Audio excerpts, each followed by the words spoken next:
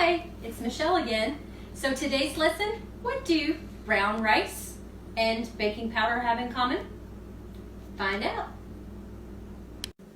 So I looked in my pantry and what I had available was some rice and baking powder.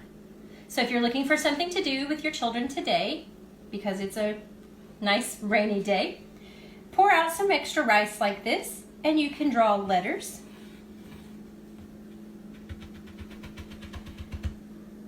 numbers,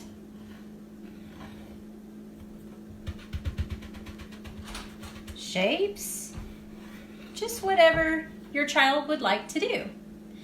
You can also use baking powder in the same way.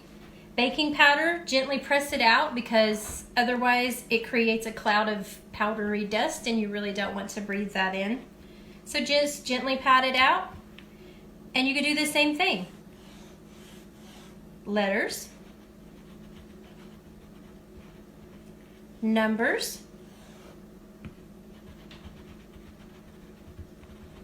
shapes. Just have fun with it. Enjoy your day.